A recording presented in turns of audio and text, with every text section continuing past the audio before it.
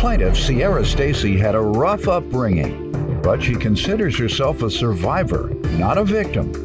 Sierra claims she bought a car from the defendant, but soon after it broke down, so she's suing for a refund.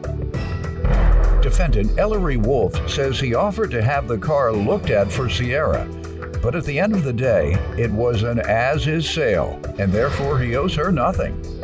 He's countersuing for the balance due on the car and car repairs. Start with you.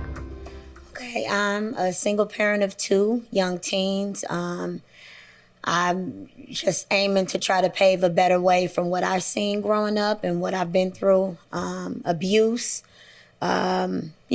shelter, living in my car, certain things, but I'm not a victim. I've overcame it, and I am excited. What's wrong with saying you're a victim? Because I know for sure that I'm healed from it, and I took the procedures to heal from it, so I don't consider myself being survived right here that. Yeah. And I've never understood people. It's always seemed to me to be a shield, because if you've been battered and beaten, you are being victimized. Yeah. And the root word of victimize is victim. Yep. So I don't know, it kind of rubs me wrong when people tell you, no, you're not a victim.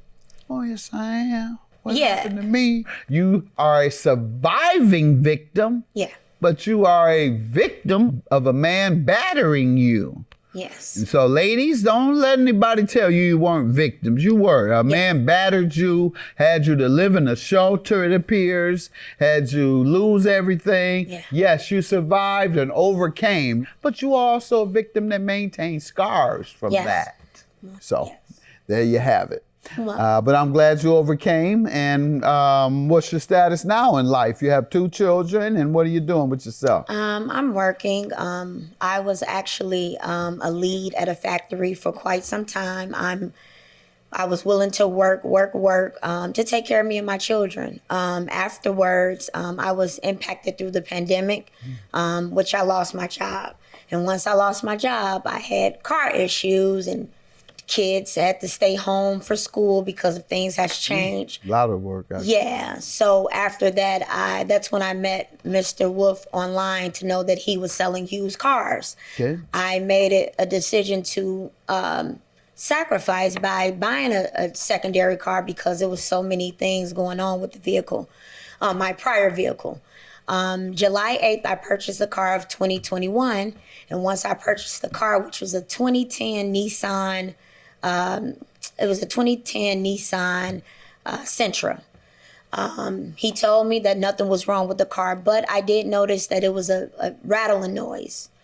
So he said it was nothing major. Before you paid for it? Yes. Yes. Go ahead. It was a rattling noise. He told me that was just something hanging from the car. And hanging from the car? Yeah, underneath. That could be adjusted. Once he told me that I did give him a total of $1,700 in cash. So once 6 days later, I took it to a local mechanic in my area, and that's when the car completely shut down. When you call him back, what did he say? Once the car stopped at the mechanic place, I called him and I said, something's going on with the car. It just won't start. He insisted that it was minor and nothing was really wrong with the vehicle. And we ended it with that because it got a little bit confrontational because I called him with the issue. So my mechanic said the next day he'll get to it. 2-3 days later, my mechanic could not get to it. So Mr. Wolf actually said, I'll go and tow the car. I'll pay for the repairs because I know it's nothing major. And then once he took the car, I didn't know where the car was at. I didn't know. How long ago was that? The 14th was when I told him about the vehicle. It's actually July 17th. July 17th, he took the vehicle to have it repaired? Yes, he told me. Where is it at now? I don't know. If you've been battered and beaten, you are being victimized. Yeah. So I don't know. It kind of rubs me wrong when people tell you, no, you're not a victim. Oh, yes, I am. What happened to me? You are a surviving victim. Yeah. But you are a victim of a man battering you. Yes. Plaintiff Sierra Stacy says soon after she bought a car from the defendant, It broke down, so she wants a refund, but the defendant insists it was an as-is sale and he owes Sierra nothing. Let me hear from you, sir. I'll get back to you. I took the vehicle and did go get it repaired to get it at the shop to get it looked at for further diagnosis, because the guy couldn't even, have the time. He didn't have the time to look at it. So it was Who like did 4 it? days. Your guy? No, her guy. That she took the vehicle to get it looked at. And while doing so, my mechanic diagnosed it, and it wound up being a fuel pump. So I told her, I'll buy the parts, even though she bought it as is, and she signed that it was as is. I said, you know what, I'll be honest, and I'll just go ahead and I'll purchase the part and you pay for the labor. And then she said that she didn't feel like she didn't have to pay for anything, or she shouldn't. And I said, I don't know what you want me to do, because I told the mechanic he could start. He asked me, can he start working on the vehicle? And I said, yes. And then when I talked back to her, she told me, why did you tell him to start on a vehicle when we didn't discuss on, how did you know if I have the funds to pay for that? And I said, well, the vehicle has to get fixed anyway. That's just the way I do business. If it's something wrong with it, and by her being a friend of the family, and I know her for a long time. When she heard the rattling that day, what did you tell her? That was the exhaust. I'm just telling you what she said. Oh, I don't know what it she was. knew it was the exhaust because it was coming from the back. It was coming from the rear. Okay. So it was the exhaust rattling. It just needed like the little hook piece to hook That's on. what you told her? I told her that. Yeah. Okay. And then when she called you after it had stopped 6 days later, what was that conversation? I told her, she said it stopped at the shop, that she was going to go get it inspected at. And that just so happened to be the shop that I took it to get it inspected before I gave it to her. I purchased a new tire for it. I got an oil change on it. And they thoroughly looked over all the fluids and made sure that the vehicle was okay before I gave the vehicle. So why do you to want her. some money back if he's getting it fixed? Okay, because can I kind of rewind a little bit? Okay, so when I had the vehicle at the mechanic shop, once he said a couple days later, hey, your mechanic didn't get to the car yet, I'll go pick up the vehicle. First of all, I didn't insist that. He did. So once he insisted and said he'll pick up the vehicle, the reason why I was a little bit comfortable, because he said he will maintain whatever needs to be fixed with the vehicle. So that's Saying that today, so what's the difference? fast forwarded. Once his mechanic got to it, he sent me a text, which I have it on here What too. page? What is that text saying?